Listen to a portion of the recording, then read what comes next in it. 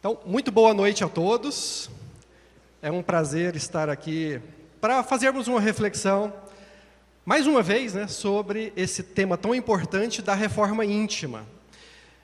Já tem algumas semanas, algumas oportunidades que eu venho falando sobre esse tema, para levar a reflexão de todos nós, a necessidade, a importância e a urgência da reforma íntima e como ela precisa ser transformada em algo mais concreto para não ficar só no plano das ideias, só como uma abstração de algo que eu vou fazer em algum momento quando eu puder. Não, é algo para hoje, para ontem. Então, nas últimas vezes que nós abordamos esse tema, nós tivemos a oportunidade de falar sobre várias virtudes, ou, usando de um outro termo, habilidades comportamentais que fazem parte da reforma íntima e que permitem a gente transformá-la em algo mais palpável, mais fácil de ser trazido para a prática.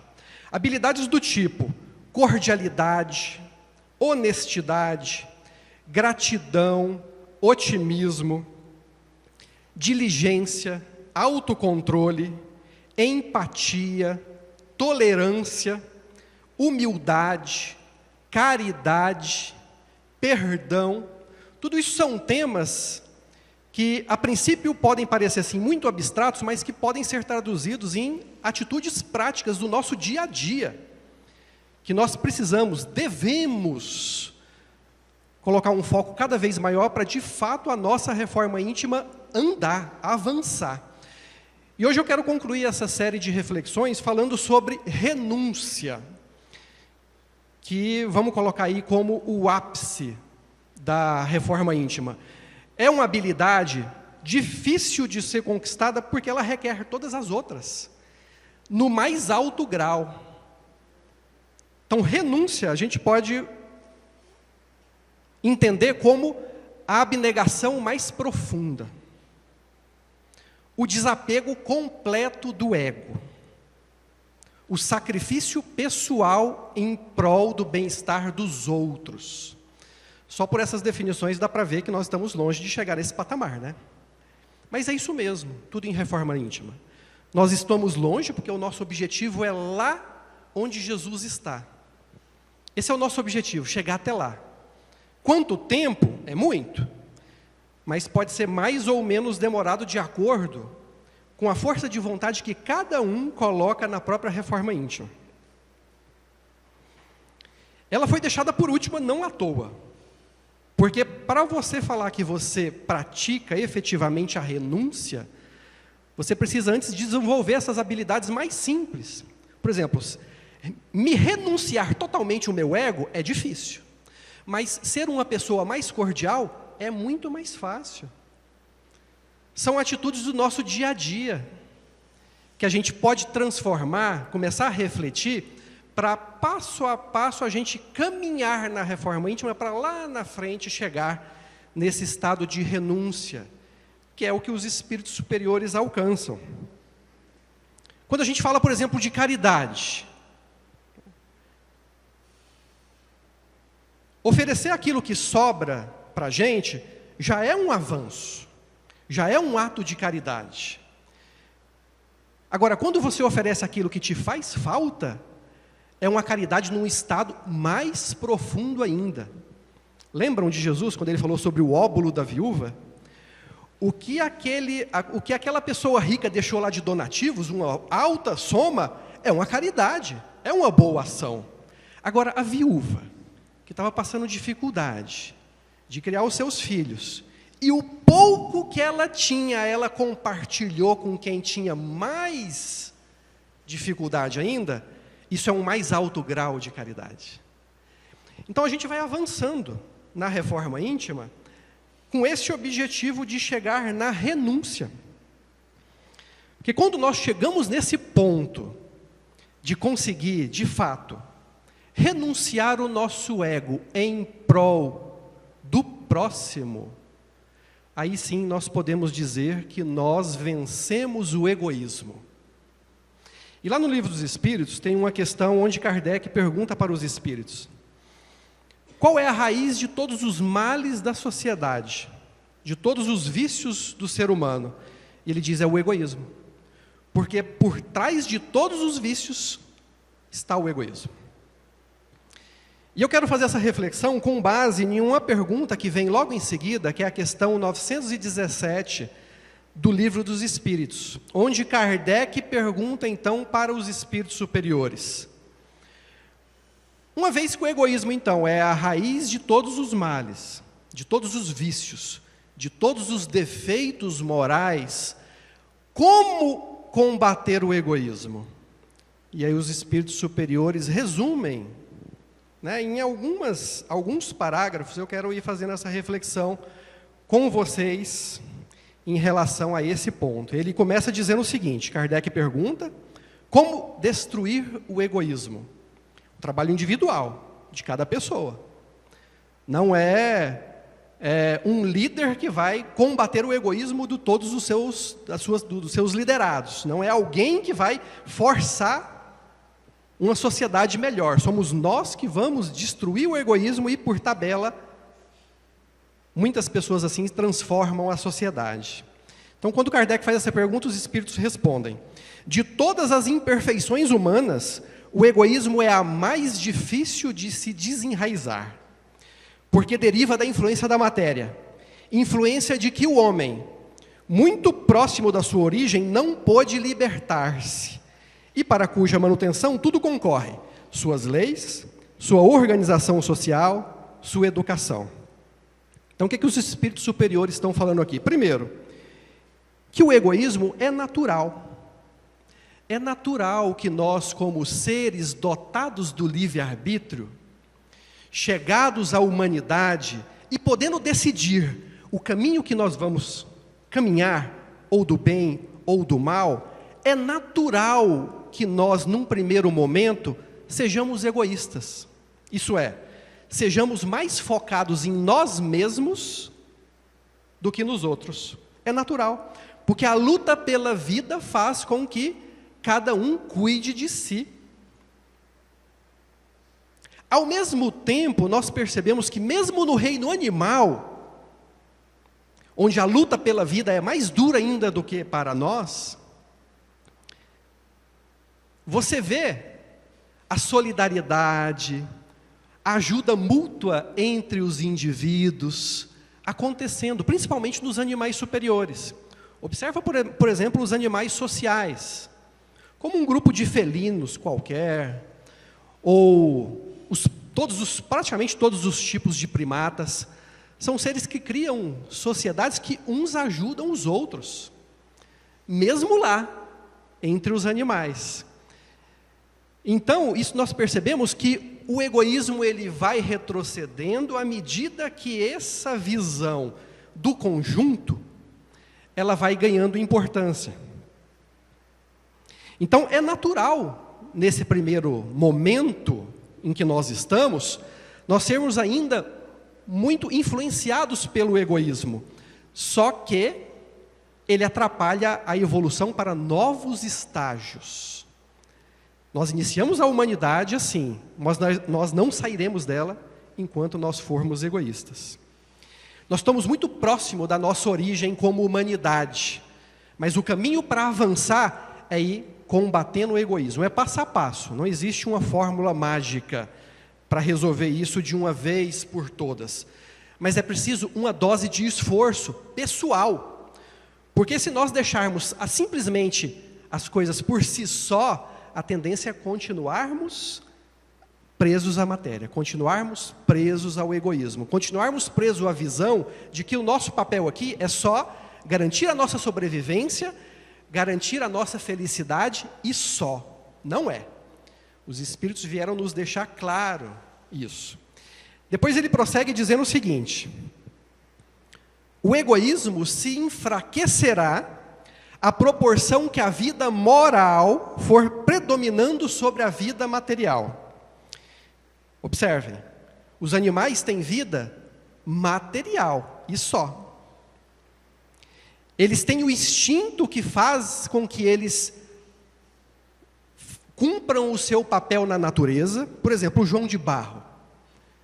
Ele constrói a casinha dele da mesma maneira há milhares e milhares e milhares de anos. Quem ensina? Ninguém. Tem um instinto, tem algo dentro dele, como se tivesse ali a receita do passo a passo para construir a casa quando chega o momento da procriação. E ele segue essa receita, cumpre o seu papel. Todos os animais fazem isso na natureza. Eles seguem esses instintos e cumprem o seu papel na natureza. De certa maneira, eles estão mais harmonizados com a natureza do que nós mesmos, porque eles cumprem o seu papel. Só que vai chegar um momento em que, na escada evolutiva, nós recebemos o livre-arbítrio. Aí nós não somos mais só animais regidos por instintos. Nos próprios animais a gente percebe o sentimento que começa a se desenvolver, o pensamento que começa a se desenvolver, mas quando chega na humanidade, aí sim, aí fica bem claro. E nós ganhamos um presente de Deus nesse momento, que é o livre-arbítrio. Nós continuamos com o instinto do que é certo, de fazer aquilo que é o nosso papel na natureza, só que nós ganhamos a possibilidade de fazer da nossa forma individual, do nosso jeito. É por isso que você não vê João de Barro fazendo, cada um fazendo uma casa de um jeito. Todos, independente de onde eles estiverem na natureza, que não se conhecem, fazem tudo da mesma maneira. Mas nós, humanidade, vamos desenvolvendo a nossa caminhada particular, a nossa individualidade. Isso é o livre-arbítrio. E nesse caminho é natural que nós erremos. Erros que nos prejudicam, erros que prejudicam o próximo também. É natural. Só que o que Deus quer com esse nosso livre-arbítrio que Ele nos deu? Que nós vamos aprendendo com os nossos erros. E que nós vamos nos melhorando. Por isso as leis divinas nos impelem para essa melhoria. Nos cutucam para que nós possamos avançar. É a lei do progresso. Ao mesmo tempo que nós temos liberdade de agir, tem a lei do progresso, que é uma lei maior, que cria os mecanismos para nos levar cada vez adiante. Então ele diz, o egoísmo se enfraquecerá à proporção que a vida moral for predominando sobre a vida material. Nós, seres humanos, temos a vida moral. O que é a vida moral? É justamente quando você ganha a possibilidade de agir, de escolher o bem ou o mal. E que você vai ganhando a compreensão da diferença entre o bem e o mal. E cada um vai aprendendo, pelo seu próprio caminho, a discernir entre esses dois caminhos, do bem e do mal, e escolher um deles e sofrer as consequências dessa escolha. O egoísmo se enfraquecerá à proporção que a vida moral for predominando sobre a vida material e, sobretudo, com a compreensão que o Espiritismo vos faculta. Aí vem a doutrina espírita, dá uma contribuição para que nós acordemos dessa ilusão que o egoísmo faz com que nós estejamos mergulhados. O Espiritismo vem nos mostrar as coisas de um ponto de vista mais amplo, com a compreensão que o Espiritismo vos faculta, do vosso estado futuro real, e não desfigurado por ficções alegóricas. Isso é, o Espiritismo vem corrigir os erros de interpretação das outras religiões, que nos mostraram as consequências dos nossos atos na vida futura, mas de maneiras que hoje não são mais compatíveis com o avanço da sociedade em que nós estamos. Aquele inferno eterno pregado na Idade Média não cabe mais no nosso tempo. Era uma ferramenta do medo, né? O Espiritismo veio nos mostrar de uma forma mais clara. Ele diz, quando bem compreendido, e que se houver identificado com os costumes e as crenças, o Espiritismo transformará os hábitos, os usos e as relações sociais. Isso significa que, quando uma parcela representativa da sociedade compreender de forma profunda essas verdades que a doutrina espírita vem nos trazer, por si só, isso vai transformar gradualmente a sociedade. Ele diz, adiante, o egoísmo assenta na importância da personalidade. Ora, o espiritismo bem compreendido mostra as coisas de um ponto de vista tão alto que o sentimento de personalidade desaparece, de certo modo, diante da imensidade. Destruindo essa importância, ou pelo menos reduzindo-a às suas legítimas proporções, ele necessariamente combate o egoísmo. Então, todos os conhecimentos que a doutrina espírita nos traz com um propósito: de trabalhar em nós a destruição gradual e paulatina desse egoísmo que é natural num determinado momento, mas que impede o nosso avanço. E à medida que mais e mais pessoas mantêm contato com esses conhecimentos, nós vamos vendo a sociedade se transformando, aos poucos, gradualmente. Ele diz: o choque que o homem experimenta do egoísmo dos outros é o que muitas vezes o faz egoísta, por sentir a necessidade de se colocar na defensiva. Observe como é exatamente o mundo em que nós vivemos, né? Notando que os outros pensam em si próprio e não nele, é-lo levado a ocupar-se somente consigo, mais do que com os outros.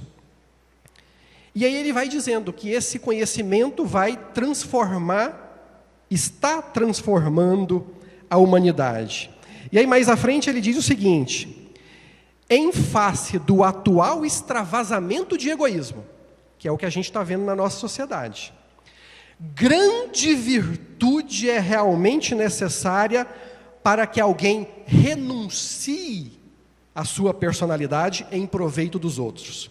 É o que a gente está falando aqui, sobre renúncia. Renunciar a mim mesmo, às minhas vontades, aos meus desejos, às minhas necessidades, em prol dos outros.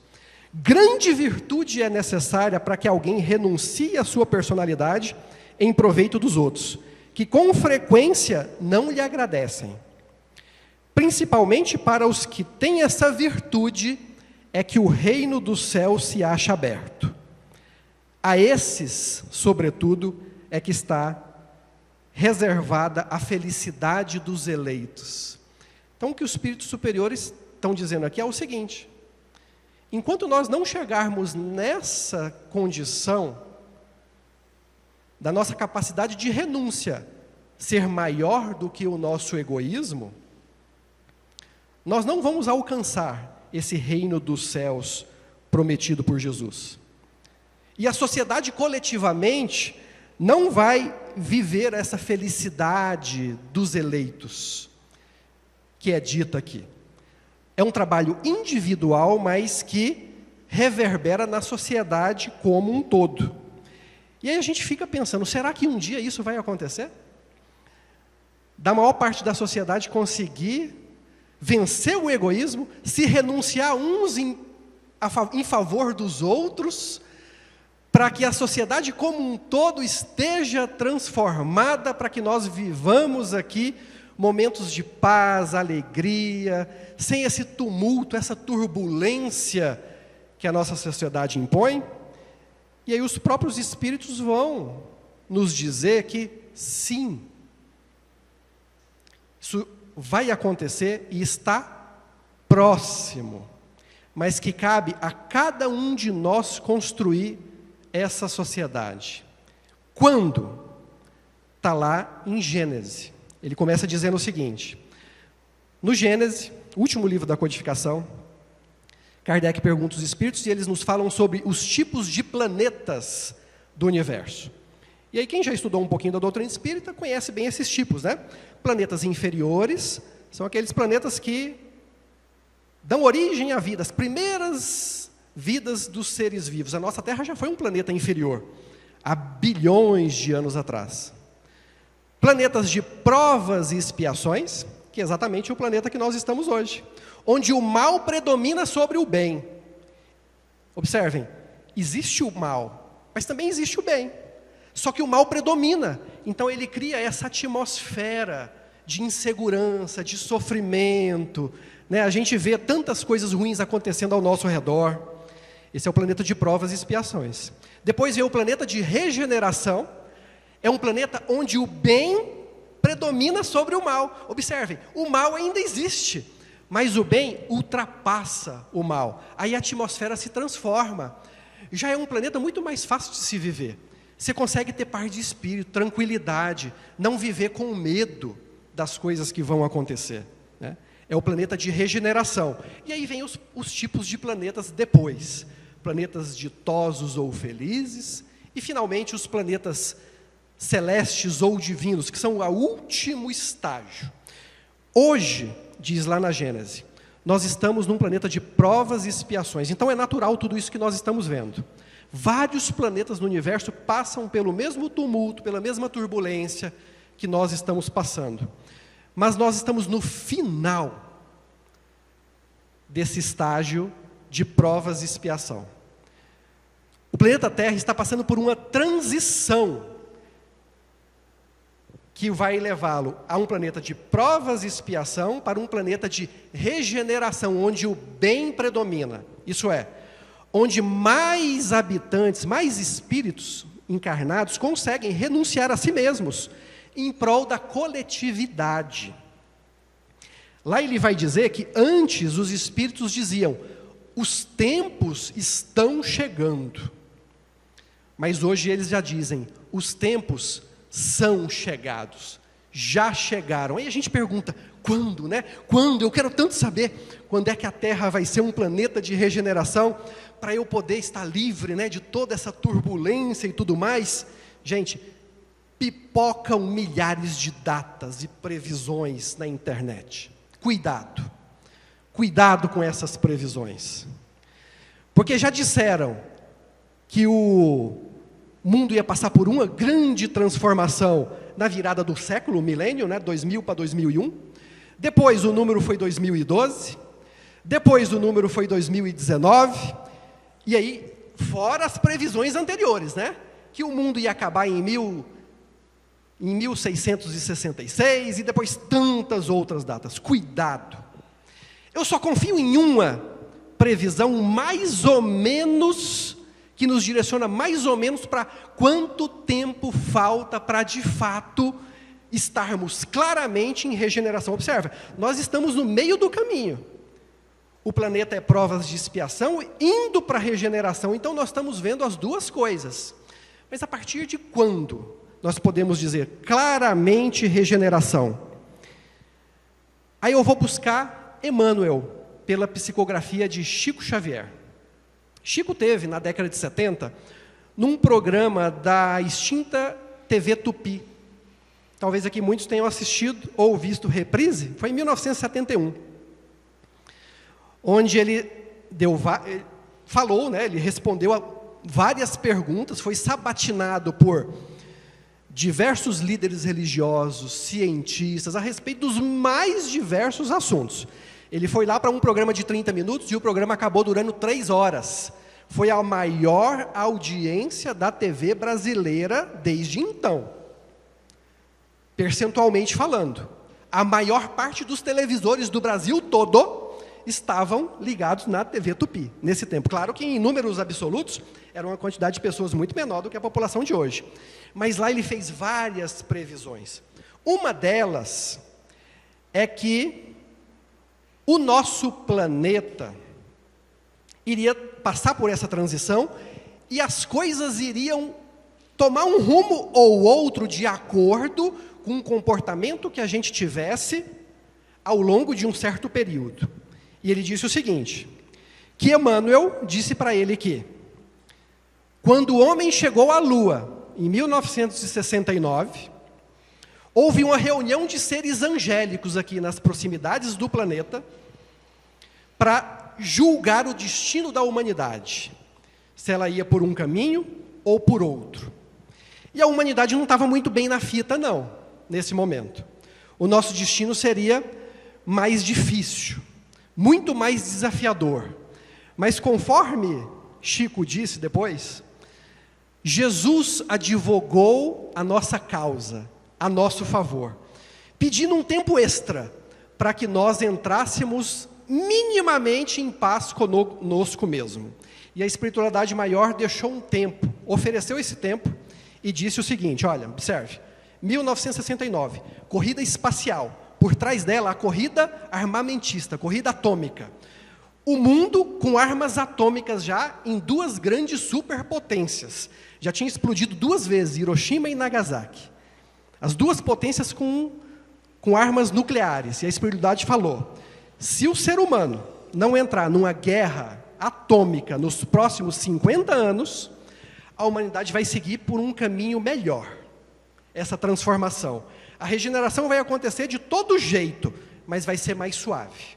Agora, se acontecer uma guerra nuclear, aí o quadro vai ser muito mais doloroso. A boa notícia é, a guerra nuclear não veio.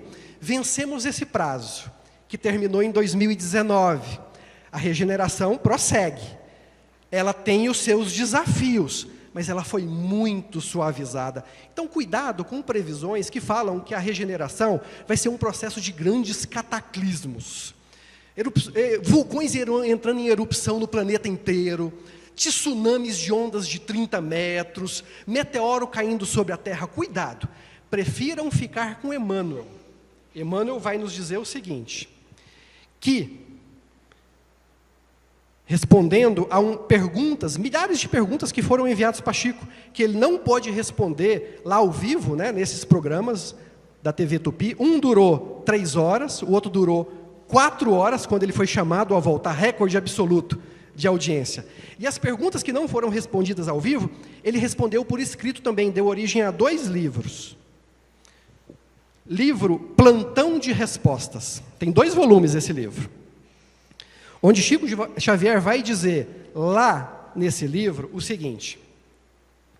É perguntado quando, de fato, poderemos dizer que a Terra vai estar, de fato, como um planeta da categoria de planeta de regeneração. Então, Emmanuel responde o seguinte para Chico.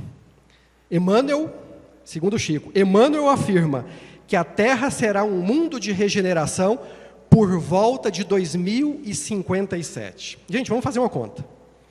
Nós estamos no final de 2024, já praticamente indo para 2025. Para 57, faltam 32 anos. Vem momentos de turbulência pela frente.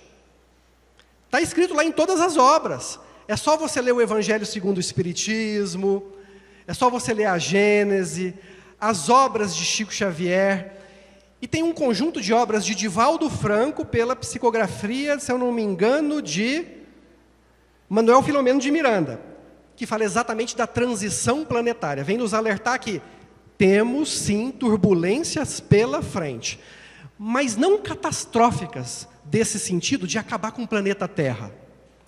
Cada um vai passar pela turbulência que merece, de acordo com as sábias leis de ação e reação. E significa o seguinte, para deixar uma última reflexão. Nós temos 30 anos pela frente. Com certeza absoluta, vão ser os 30 anos mais decisivos da nossa trajetória na humanidade. E significa o seguinte, não dá mais para a gente adiar a nossa reforma íntima indefinidamente, jogar para frente, mais para frente, eu vou entrar em acordo com as pessoas da minha família na próxima vida. Talvez seja tarde demais. O momento é já, é agora. Nós precisamos dar uma acelerada nesse nosso processo. Conseguir praticar tudo aquilo que nós já sabemos de todas essas obras que nos foram trazidas, para de fato levar para a prática a reforma íntima. Porque o nosso destino, como seres espirituais, imortais, nós não vamos terminar. Mas nós podemos continuar num planeta de regeneração, como a Terra será, ou nós podemos ser convidados a nos retirar desse planeta para ir morar em outros planetas de provas e expiações, ou até pior.